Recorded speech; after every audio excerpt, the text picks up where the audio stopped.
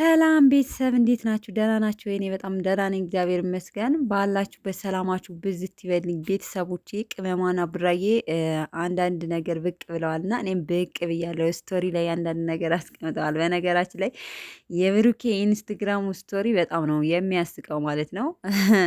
ለጓደኞቼ እንዲህ ያደርጋለሁ፣ ለአባቴ እንዲህ ያደርጋለሁ፣ ለእናቴ እንዲህ ያደርጋለሁ፣ ለራሴ ደግሞ መጨረሻ ላይ ምን እንዳበረረ ወይም ደግሞ ምን እንዳደረገ እዩት። ኢንስታግራም ስቶሪ ላይ ማለት ነው። እያንዳንዱ ስቴፕ በስቴፕ ተቀምጧል። መኪና ተይዟል። ስቴፕ ቱ ነው የሚቀረው። ስቴፕ ስሪ፣ ከዛ ስቴፕ ቱና ስቴፕ ሁለተኛው ወይም ደግሞ ሶስተኛው፣ ሁለተኛውን አላቅም እንጂ ሶስተኛው እርግጠኛ ነኝ። ለእናቴ አስቤዛ ገዛላታለሁ፣ ለአባቴ ደግሞ ብር እሰጣለሁ። እኔ መጨረሻ ላይ ደግሞ የብሩክ ምኞት መጨረሻ ላይ ደግሞ ምን እንደሚያበር እዩትማ ስቶሪ ላይ ገብታችሁ ማለት ነው። ሰምታችኋል። በነገራችን ላይ ኢሜጅ እየሳቀ ነው እንትን እያለ ያለው ማለት ነው እያንዳንዱ።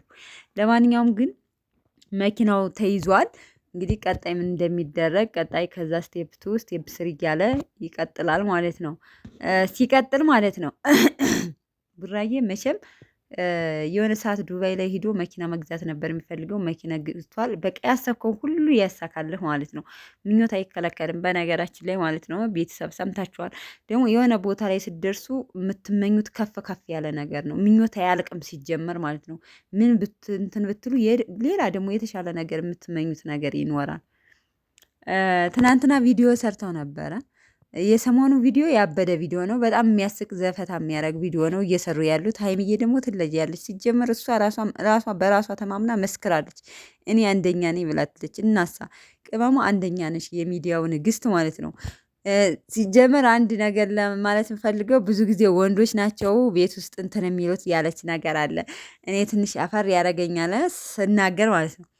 ሴት ነው ብዙ ጊዜ እንትን የሚለው እኔ በማውቀው ስታንዳርድ ማለት ነው። እኔ እንዴ ወንድ ልጅ ነው እንዴ ቤተሰብ ሴት ልጅ ነው ብዙ ጊዜ የሚለቀው ማለት ነው። እንዳስቁ ግን የሚለቀው ይሄ ተፈጥሯዊ ነገር ስለሆነ ለነገሩ ምንም አያስቅም እኮ ይሄ ናቹራል ተፈጥሯዊ ነገር ነው። በቃ ማንም በዓለም ላይ የሚደረግ ነገር ስለሆነ የሚያሳፍር ነገር የለም አይደለም።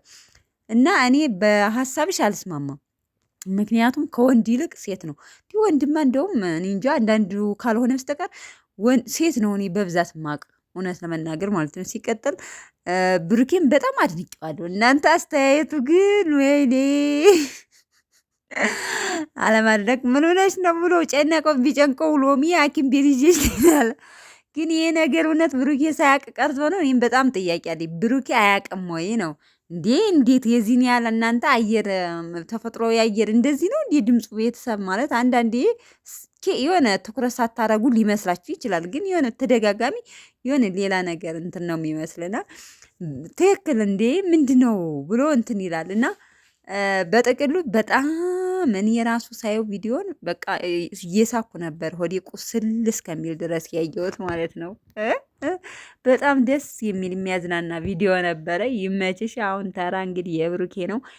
ሲቀጥል ስለ ጌሟ ተናግራለች። ጌሜን የምትወዱኝ እንዳለ ፕሮፋይል አድርጉ ብላለች። ብሩኬ የሚስቱ መከታ ሳይቀር ራሱ ትናንትና ቲክታክ ፕሮፋይሉን ቀይሮት የሃይሚን የጌም ቀጠሮዋን ፕሮፋይል ያደረገው ማለት ነው። እና ብዙዎቻችሁ ቀይረውታል። በነገራችን ላይ የሚወዷት ብዙ ናቸውና ቀይረውላታል። እሷም ደግሞ ተናግራለች። ፕሮፋይል አድርገናል፣ ሁላችንም ፕሮፋይል አድርጉ ብላለች ማለት ነው።